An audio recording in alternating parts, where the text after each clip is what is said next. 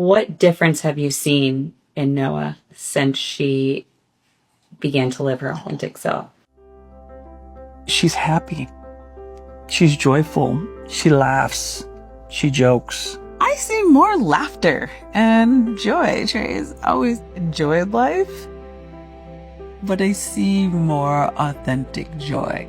Joy would be a word to describe it. We're changing the world to be open, to be respectful and supportive of your peers, no matter if they are in the LGBTQ plus community. I feel like I would not be where I am right now if I didn't see like so many beautiful Black trans people just like sharing their truth. I think being trans is something that's very beautiful and powerful. It's really about choosing to love yourself. Like, you are that girl. You are that girl, okay? We are. We are girls!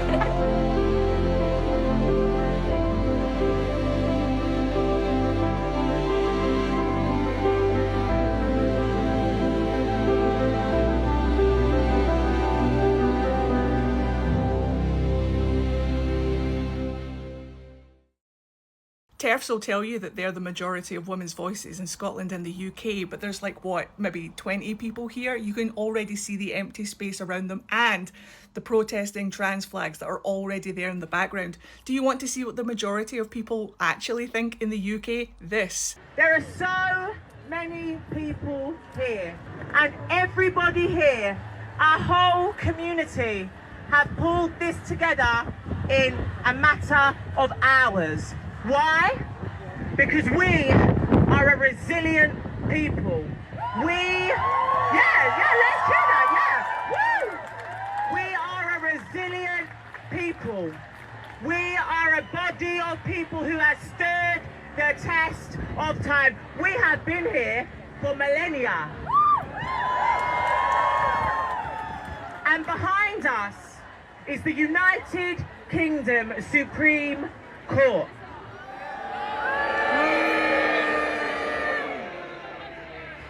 Everybody, the fact that we are here shows them one thing. We are not going anywhere.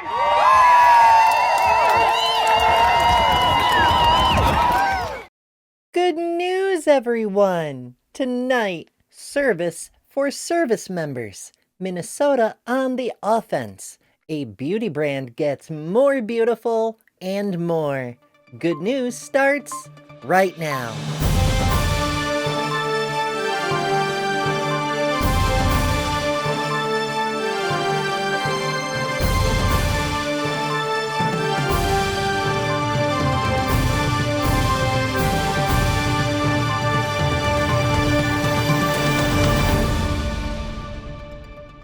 Pete Hegseth.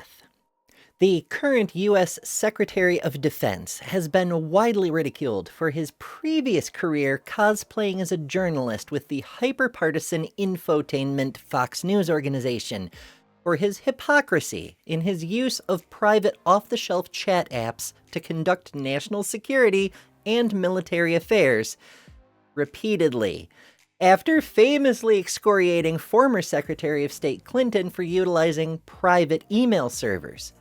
He's even been criticized recently for having a makeup studio installed in the Pentagon for his own personal use, as reported by CBS News, at taxpayer expense, of course.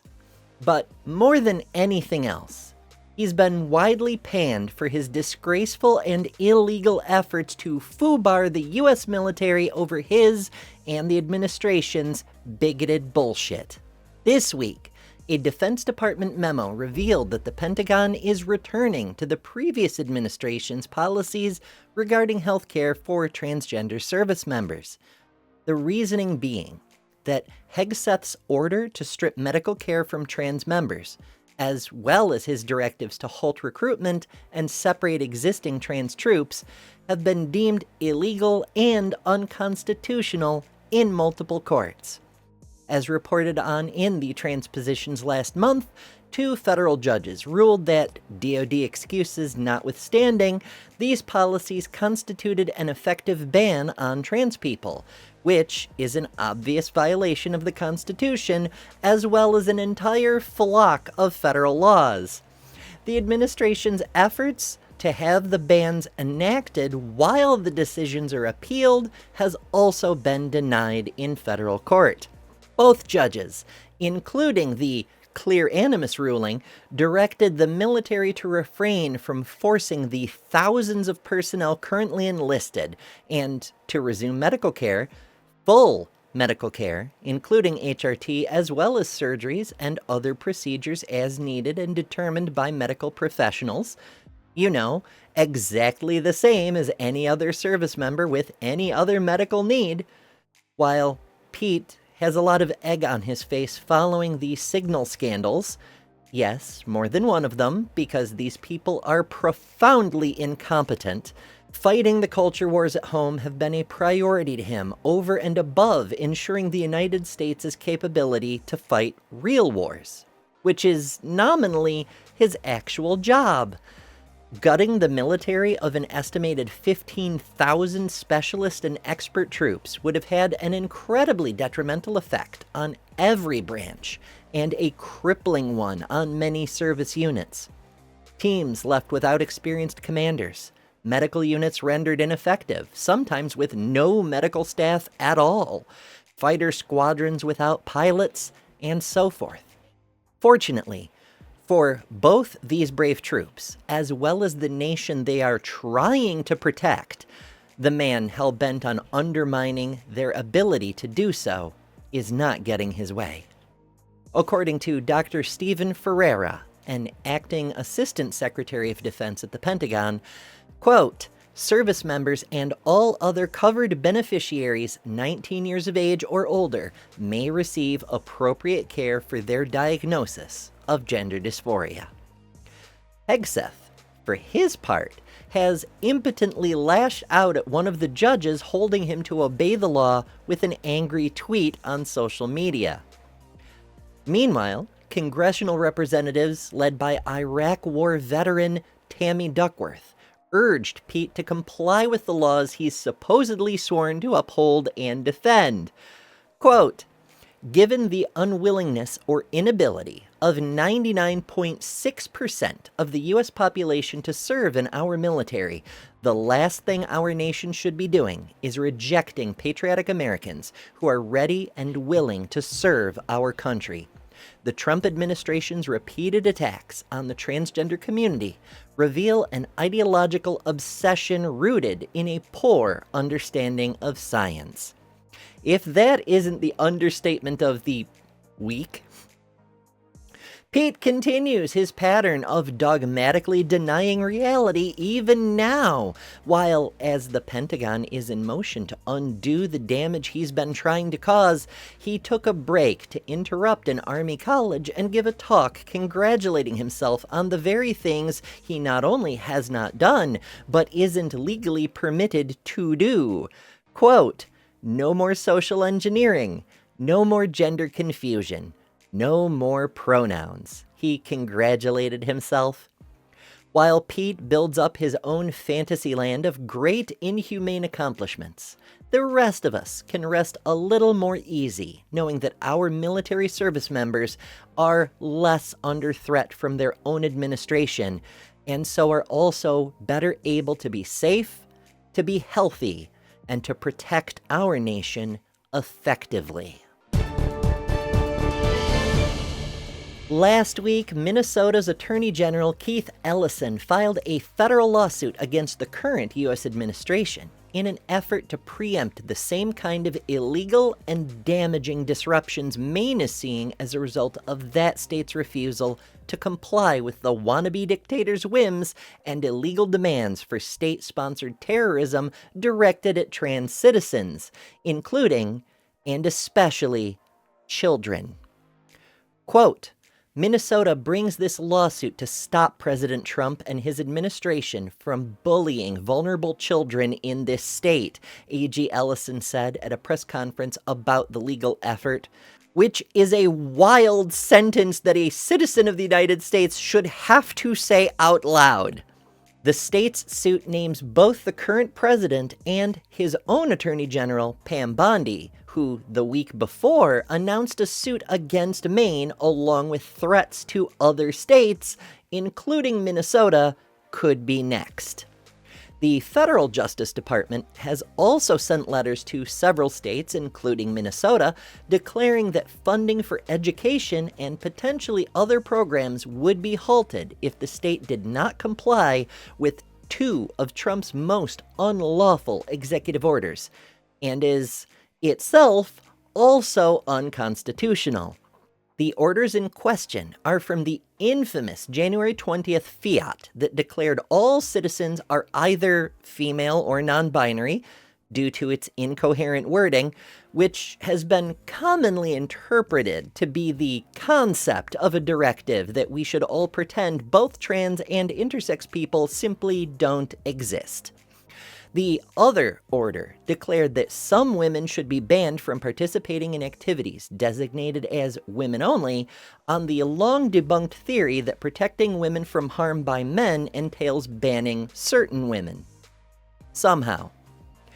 It should be noted, the current president is himself a man, and an actual threat to women, both legally and personally, as has been adjudicated in courts prior to his election. AG Ellison stated that these dictates usurp Congress's authority to legislate, and orders withholding funds based on them violate the fiscal authority of Congress as well, which also goes to constitutional separation of powers. Additionally, the administration is demanding states and agencies violate Title IX, which prohibits sex-based discrimination in educational programs that receive federal funds. The U.S. Supreme Court has previously ruled that discrimination against transgender citizens necessarily entails sexism, for the same reason orientation-based discrimination does. The inherent meaning of both are inextricably linked to the assigned sex characteristics of the subject. It is an unavoidable entailment of that precedent that Title IX does and must protect the rights of transgender students' access to programs and facilities exactly the same way it does for race, religion, and other characteristics.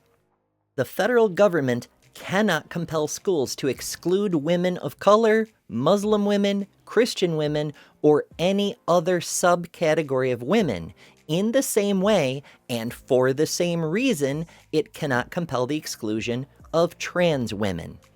In fact, it is the duty of the federal government to do the opposite, to compel inclusion and withhold funds for states and schools that fail to comply, which is what Title IX actually states the government is duty-bound to do.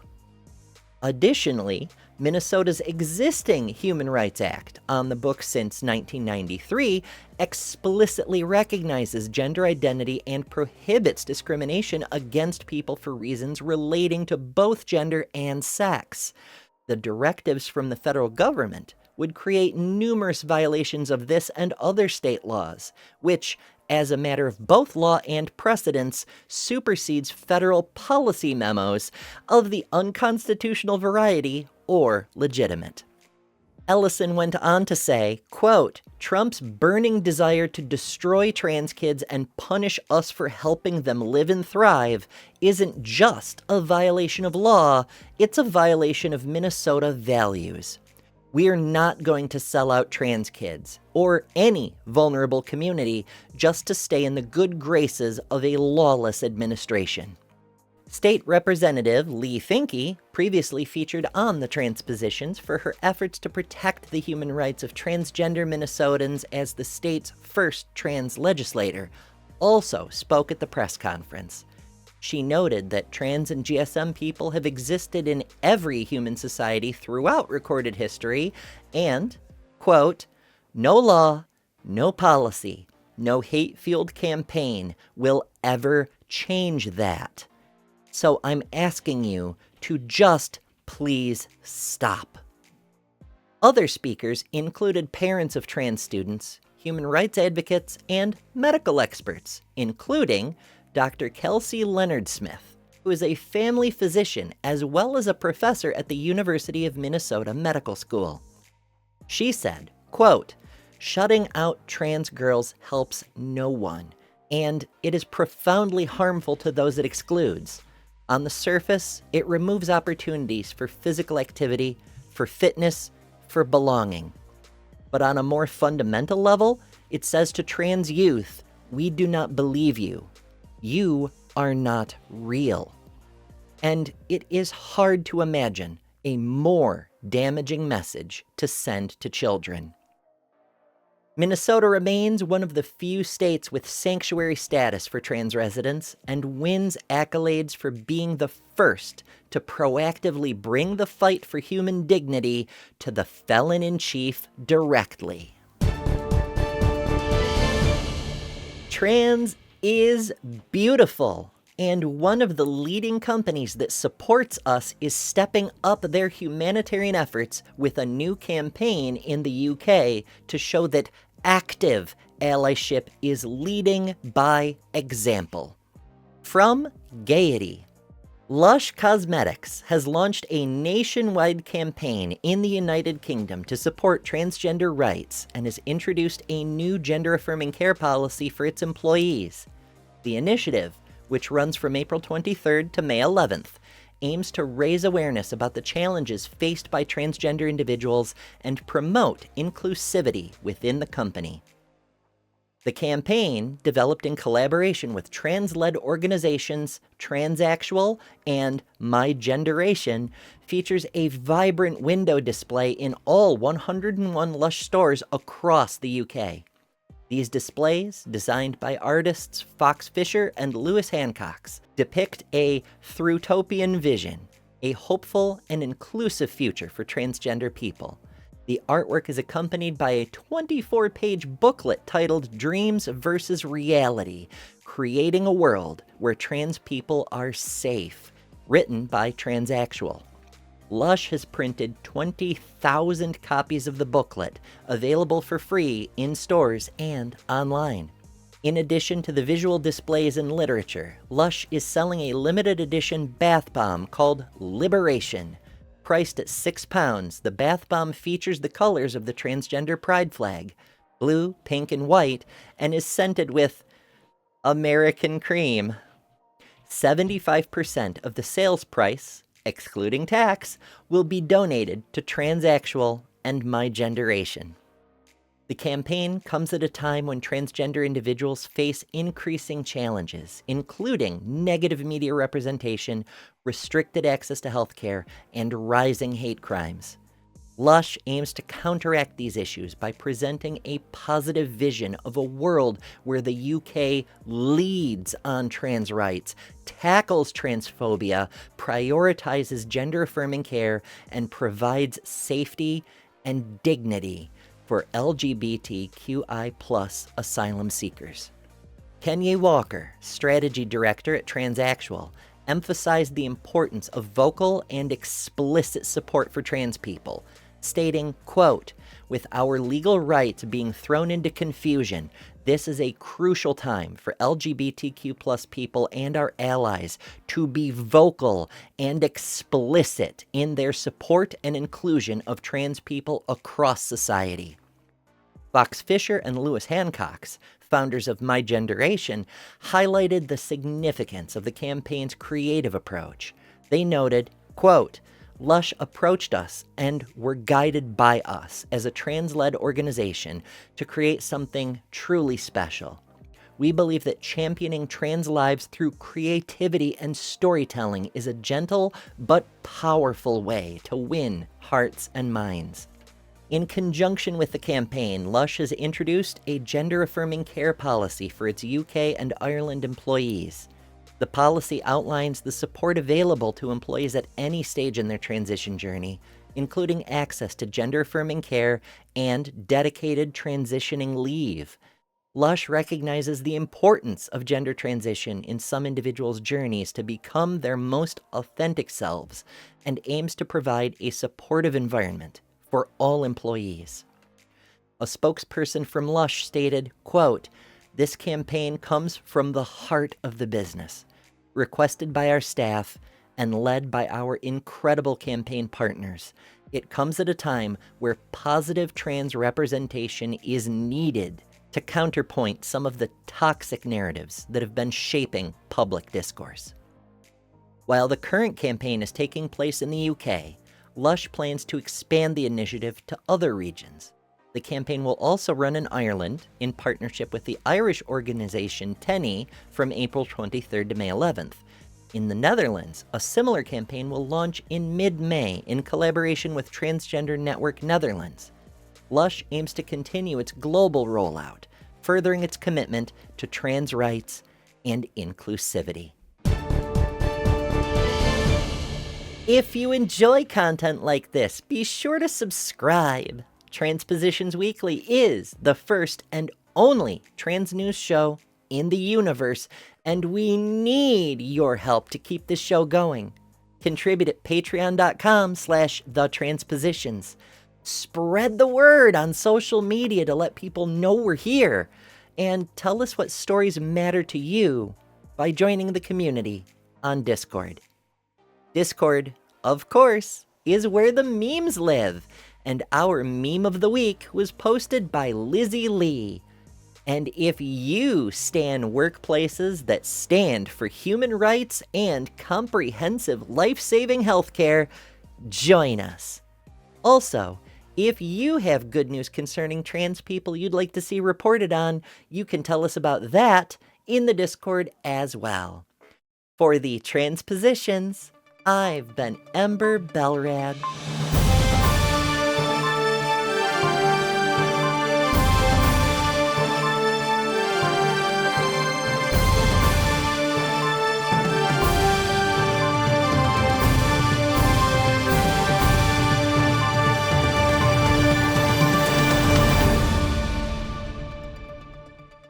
If trans men then have to use women's toilets, that's going to make women less safe, because how are you going to stop a normal man, going into a woman's toilets and saying, "I'm a trans man"? And so I think we have to look at I don't follow that logic.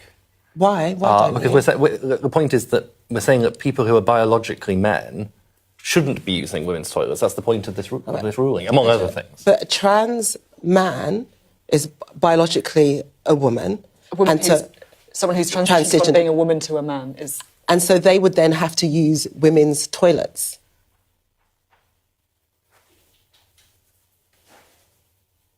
I think this...